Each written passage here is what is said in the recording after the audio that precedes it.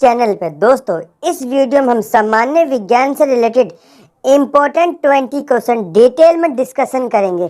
यह सामान्य विज्ञान की सीरीज का पार्ट 48 है, जो कि आने वाले railway, NTPC, group D, SSC, CGL, CHSL, bank आदि एग्जाम के लिए काफ़ी हेल्पफुल है।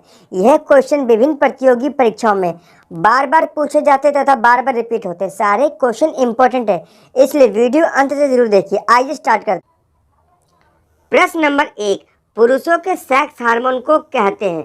दोस्तों, पुरुषों के सेक्स हार्मोन को टेस्टोस्टेरोन कहते हैं। इसका ऑप्शन सी इसका ठीक हो जाएगा। अगर हम बात करें महिलाओं के सेक्स हार्मोन की, तो आप बताएंगे एस्ट्रोजन तथा प्रोजेस्टेरोन जो होता है, ये महिलाओं के सेक्स हार्मोन होते हैं। नेक्स्ट क्वेश्चन, प्रश्न नंबर 2, महिलाओं में मासिक धर्म का स्थायी रूप से बंद होना क्या कहलाता है। तो दोस्तों, आप बताएंगे महिलाओं में मासिक धर्म यानी मेंस्ट्रुएशन का स्थायी रूप से बंद होना मेनोपॉज कहलाता है। क्या कहलाता है? मेनोपॉज कहलाता है। इसका ऑप्शन नंबर इसका ठीक हो जाएगा। दोस्तों, अगर हम बात करें ट्यूबेक्टोमी के बारे में, तो आप बताएंगे महिलाओं की नसबंदी को ट्यूबेक्टोमी कहते हैं। क्या कहते हैं? ट्यूबेक्टोमी कहते हैं। अगर हम बात करें वेसेक्टोमी के बारे में, तो ये पुरुषों में नसबंदी की जाती है, उसे वेसेक्टोमी कहते हैं। अगर दोस्तों बात करें अल्ट्रासाउंड की, तो दोस्तों गर्भाशय में शिशु की विकास की जानकारी हेतु अल्ट्रासाउंड का प्रयोग किया जाता है। नेक्स्ट क्वेश्चन, प्रश्न नंबर 3, कार्य का सीजियस मात्रक क्या होता है। तो दोस्तों, आप बताएंगे कार्य का सीजियस मात्रक जो होता है वह अर्घ होता है। क्या होता है? अर्घ होता है। इसका ऑप्शन नंबर 20 का ठीक हो जाएगा।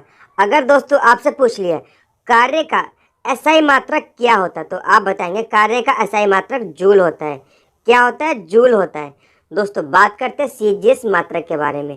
सीजियस की फुल फॉर्म होती है C for centimetre, G for gram and S for second.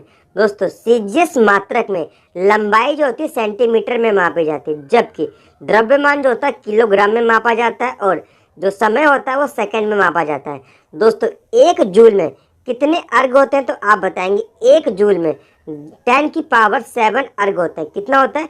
10 की घात 7 अर्घ के बराबर होता है। वहीं हम बात करें एक अर्घ में कितने जूल होते हैं, तो आप बताएंगे एक अर्घ में 10 की पावर -7 जूल होते हैं। नेक्स्ट क्वेश्चन, प्रश्न नंबर 4, जेसीबी मशीन किस सिद्धांत पर कार्य करती है। तो दोस्तों, आप बताएंगे जेसीबी जो मशीन होती है यह पास्कल के नियम पर आधारित होती है। इसका ऑप्शन नंबर 20 का ठीक हो जाएगा। दोस्तों, हाइड्रोलिक ब्रेक, डिस्क ब्रेक तथा जेसीबी मशीन जो होती है यह पास्कल के नियम पर आधारित होती है। दोस्तों, पास्कल के नियम को दाब का नियम भी कहते हैं। प्रश्न नंबर 5, आंखों की सफेद परत यानी व्हाइट लेयर को क्या कहते हैं। तो आप बताएंगे मनुष्य की आंखों की सफेद परत को स्क्लेरा तथा श्वेत पटल कहते हैं, यानी उपयुक्त दोनों कहा जाता है। इसका ऑप्शन नंबर सी इसका ठीक हो जाएगा। दोस्तों, अगर हम बात करें मनुष्य की आंख कितनी मेगापिक्सल की होती है, तो आप बताएंगे 576 मेगापिक्सल की होती है। दोस्तों, मनुष्य जब आंखों का दान करता है तो कौन सा पार्ट दान करता है, तो आप बताएंगे मनुष्य यानी नेत्र दान करते समय कार्निया का दान किया जाता है। नेक्स्ट क्वेश्चन, प्रश्न नंबर 6, रक्त का अध्ययन क्या कहलाता है। तो दोस्तों, आप बताएंगे रक्त का अध्ययन हेमेटोलॉजी कहलाता है। क्या कहलाता है? हेमेटोलॉजी कहलाता है। इसका ऑप्शन नंबर इसका ए ठीक हो जाएगा। अगर हम बात करें न्यूरोलॉजी के बारे में, तो तंत्रिका के अध्ययन को न्यूरोलॉजी कहते हैं। दोस्तों, बात करते हैं मेमोलॉजी के बारे में। ये स्तनधारियों के जंतुओं के बारे में अध्ययन करने की शाखा को मेमोलॉजी कहते हैं। दोस्तों, बात करते हैं हिस्टोलॉजी के। हिस्टोलॉजी में ऊतकों का अध्ययन किया जाता है। नेक्स्ट क्वेश्चन, दोस्तों, अगर आपको वीडियो पसंद आती है, वीडियो को लाइक करा करें और चैनल को सब्सक्राइब करें। प्रश्न नंबर 7, किस विटामिन की कमी से खून का थक्का नहीं जमता। तो दोस्तों, आप बताएंगे विटामिन के कमी से मनुष्य के रक्त का थक्का नहीं जमता है, यानी इसका ऑप्शन नंबर 20 का ठीक हो जाएगा। दोस्तों, बात करते हैं विटामिन के बारे में। विटामिन के होता है यह मनुष्य के रक्त में थक्का जमने में मदद करता है। इसके कमी से मनुष्य के रक्त का थक्का नहीं जमता। विटामिन के का रासायनिक नाम क्या है, तो आप बताएंगे विटामिन के का रासायनिक नाम होता है फिलिक्विनोन। क्या होता है? फिलिक्विनोन होता है। विटामिन के जो होता है ये वसा में विलय होता है। नेक्स्ट क्वेश्चन, प्रश्न नंबर 8, मानव रक्त समूह कितने प्रकार का होता है। तो दोस्तों आप बताएंगे मानव रक्त समूह जो होता है वो 4 प्रकार का होता है, यानी इसका ऑप्शन नंबर सी इसका ठीक हो जाएगा। दोस्तों कौन कौन सा रक्त समूह होता है आप बताएंगे। जो मनुष्य का जो ब्लड ग्रुप होता है वह 4 प्रकार का होता है। कौन सा? पहला ए, बी तथा ओ और ए बी होता है, यानी 4 प्रकार का रक्त समूह होता है। प्रश्न नंबर 9, प्रतिरोध की इकाई क्या होती है? दोस्तों प्रतिरोध यानी रेसिस्टेंस, इसकी इकाई होती है ओम। क्या होती है? इसका ऑप्शन नंबर बी इसका ठीक हो जाएगा। अगर हम बात करें प्रतिरोध के बारे में तो दोस्तों एनसीईआरटी के अनुसार इसकी डेफिनेशन होती है, जब किसी चालक में विद्युत धारा प्रवाहित की जाती है तो चालक विद्युत धारा के मार्ग में रुकावट डालता है, इसे चालक का प्रतिरोध यानी रेसिस्टेंस कहते हैं। दोस्तों प्रतिरोध इज इक्वल टू विभवांतर अपॉन में धारा होता है। क्या होता है? विभवांतर अपॉन में धारा होता है। नेक्स्ट क्वेश्चन, प्रश्न नंबर 10, मानव नेत्र की दूरदृष्टि दोष को क्या कहा जाता है? तो दोस्तों आप बताएंगे मानव नेत्र की दूरदृष्टि दोष को हाइपरमेट्रोमिया कहते हैं। क्या कहते हैं? हाइपरमेट्रोमिया कहते हैं। इसका ऑप्शन नंबर डी इसका ठीक हो जाएगा। दोस्तों हाइपरमेट्रोमिया यानी दूरदृष्टि दोष, इसमें क्या होता है? इसमें व्यक्ति को दूर की वस्तु तो स्पष्ट दिखाई देती है परंतु निकट की वस्तु साफ नहीं दिखाई देती। इसमें उत्तल लेंस का प्रयोग किया जाता है। किसका किया जाता है? उत्तल लेंस का प्रयोग किया जाता है। दोस्तों अगर हम बात करें निकट दृष्टि दोष को क्या कहते हैं तो आप बताएंगे निकट दृष्टि दोष को मायोपिया कहते हैं। इसमें व्यक्ति को निकट की वस्तु तो स्पष्ट दिखाई देती है परंतु दूर की वस्तु स्पष्ट नहीं दिखाई देती, इसलिए इसे निकट दृष्टि दोष यानी मायोपिया कहते हैं। इसमें अवतल लेंस का प्रयोग किया जाता है। नेक्स्ट क्वेश्चन, प्रश्न नंबर 11, बैटरी में निम्नलिखित में से किसका प्रयोग किया जाता है? तो दोस्तों बैटरी में हाइड्रोक्लोरिक अम्ल का प्रयोग किया जाता है। इसका ऑप्शन नंबर इसका ठीक हो जाएगा। नेक्स्ट क्वेश्चन, प्रश्न नंबर 12, निम्नलिखित में से कौन सा पादप हार्मोन पत्तियों को सुषुप्त अवस्था में रखता है तथा पत्तियों के विलयन में मुख्य भूमिका निभाता है? तो दोस्तों निम्नलिखित में से एब्सिस अम्ल जो होता है ये पादप हार्मोन पत्तियों को सुषुप्त अवस्था में रखता है तथा पत्तियों के विलयन में मुख्य भूमिका निभाता है। इसका ऑप्शन नंबर डी इसका ठीक हो जाएगा। प्रश्न नंबर 13, मौसमी गुब्बारों में कौन सी गैस भरी जाती है? तो दोस्तों आप बताएंगे मौसमी गुब्बारों में निम्नलिखित में से हीलियम गैस भरी जाती है, यानी इसका ऑप्शन नंबर इसका ठीक हो जाएगा।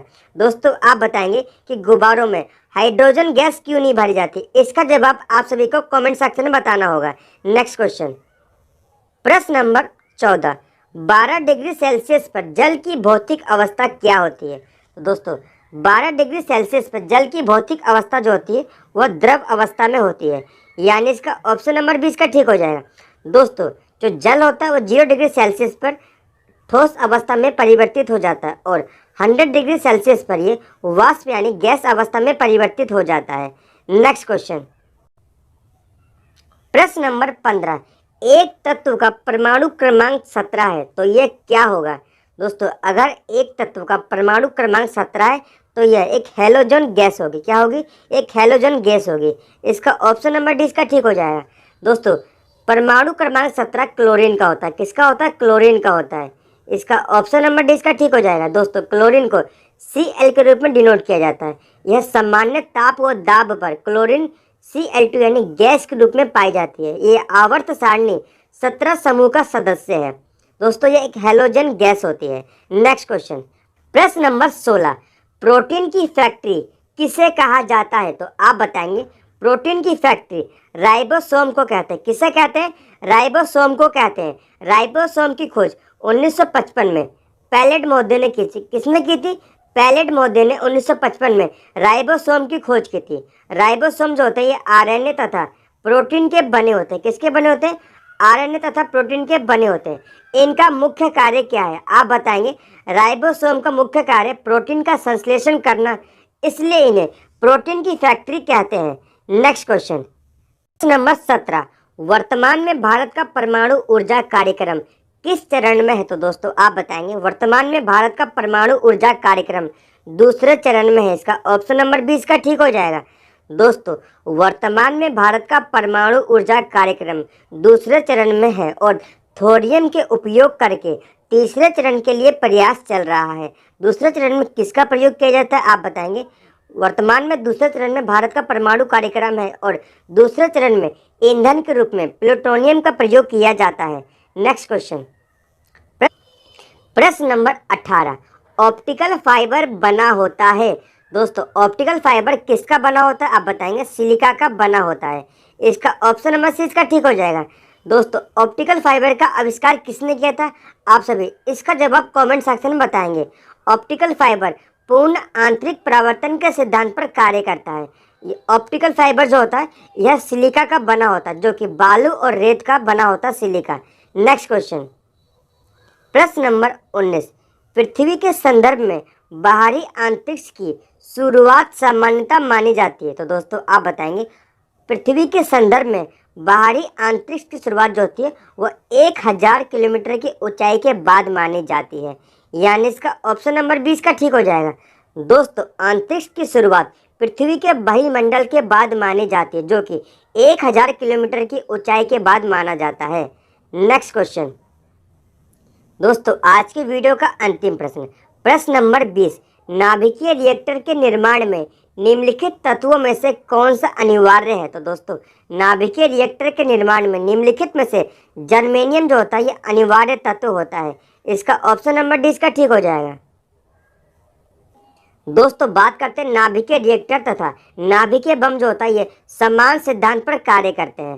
दोस्तों आज की वीडियो से इतने इंपॉर्टेंट क्वेश्चन बन सकते हैं।